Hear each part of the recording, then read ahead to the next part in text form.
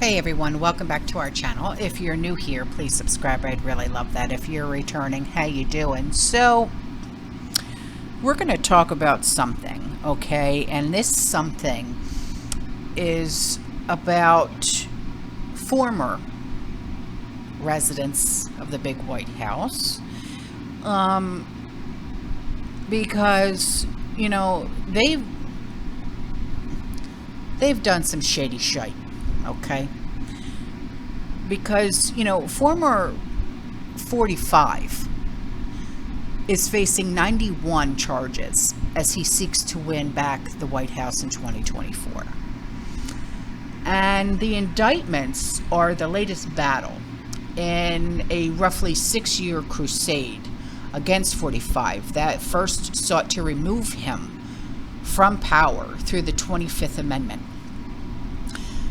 Then with espionage charges and impeachments that now aim to block him from becoming president again.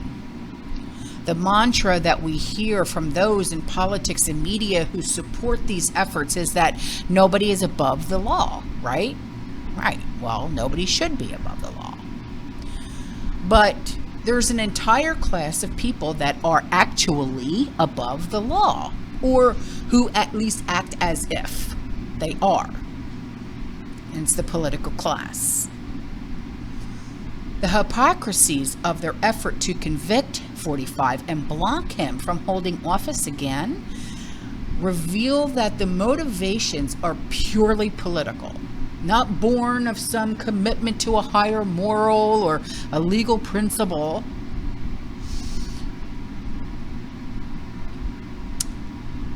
Two broad schools of thought make up Western legal philosophy.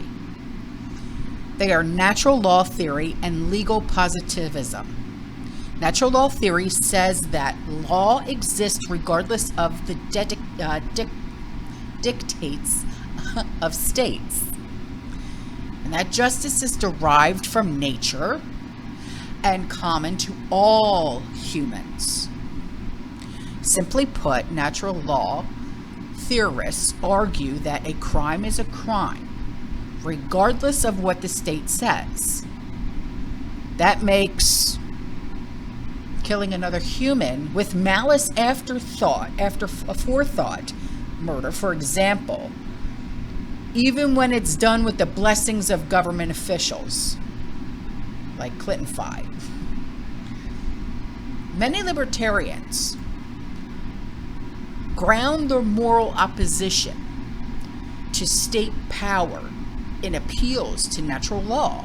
There's no special status that someone can attain that allows them to commit crimes. The idea that nobody, not even a president, not even a sitting president, is above the law is right in line with this view.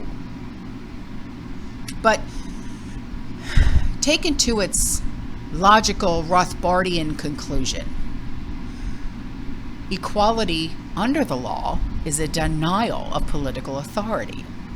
So it's bizarre to hear the political class use this slogan as a rallying cry when all of their wealth and all of their power and their status is built on political privilege. And they can't rightfully go after 45 for how he used his political authority, because that's not unique to 45. The political class prefers legal positivism, which separates law from morality.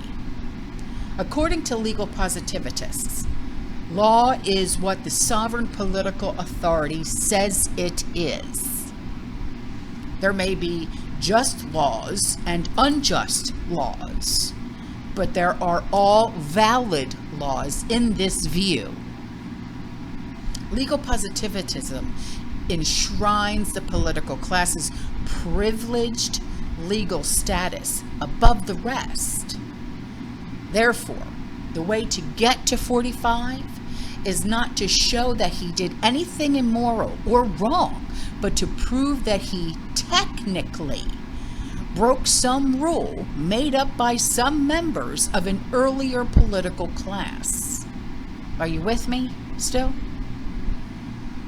That way, he can be driven out of public life without threatening the regime's authority. But the problem hasn't been finding crimes committed by 45, but finding crimes unique to him. Because all the recent presidents have broken the law. Take, for instance, Bush Sr. Okay? He launched a war on Iraq without congressional authorization. That is illegal according to Article 1, Section 8, Clause 11 of the Constitution. The set of rules that Bush Sr. swore an oath to uphold. Even Clinton did the same, overseeing illegal military operations in Somalia, Serbia, and Iraq. Bush Jr., he conducted warrantless surveillance on American citizens, which is illegal according to the Fourth Amendment, and committed torture, which is prohibited by Section 2340A of Title 18 of the United States Code. His administration also launched undeclared and therefore illegal wars in Afghanistan, Somalia, and Iraq. Now, 44, he conducted more illegal wars in Libya, Syria, Pakistan, Mali, and Yemen. In many of those wars, he expanded Bush Jr.'s policy of giving support to Al-Qaeda, which is treason according to Article 3, Section 3 of the Constitution. But 44 also ordered the assassination of an American citizen in Yemen who had not been tried or even convicted of a crime. The Sixth Amendment makes this illegal. Now, combine these illegal wars have killed millions of people. They are all appalling crimes of which Trump is also guilty. Now wait, before you say, just wait a minute. His administration continued the wars in Syria, Iraq, Afghanistan, Somalia, and Yemen, despite his running on a more isolationist foreign policy. Yet he's not being charged for any of that, okay? The crimes that he's facing are far more less serious, but they are more unique to him. In New York, he's being charged with mislabeling some business expenses during the 2016 blah, blah, blah. In Georgia, he's being charged with conspiring to overturn the election. Prosecutors claim that he knows that he lost. Did he? Federally, he's charged with claiming to have won the election he allegedly knew he lost, which prosecutors say incited the riot on J6. He also is charged with keeping classified documents after leaving office and conducting a scheme to conceal them from the government. By refusing to bring these charges against him, they could also be brought against presidents, like the political class has shown that its aims are political.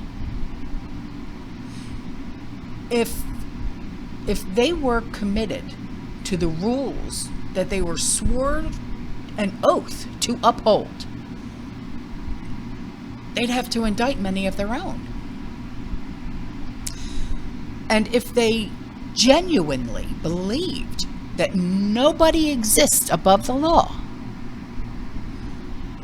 they'd have to give up a whole lot more. The President's Act is there for a reason. Yeah? He could have kept those documents. But he's being charged with a crime. Anybody else seeing a problem with this? Just saying. Alright guys, I'm out of here. I hope I put a bug in your brain. Or in your ear. Is that not flying around again? Got it. I'll see you in the next one, okay? You stay safe, you stay positive, you keep prepping. And as always, fear less. Ciao.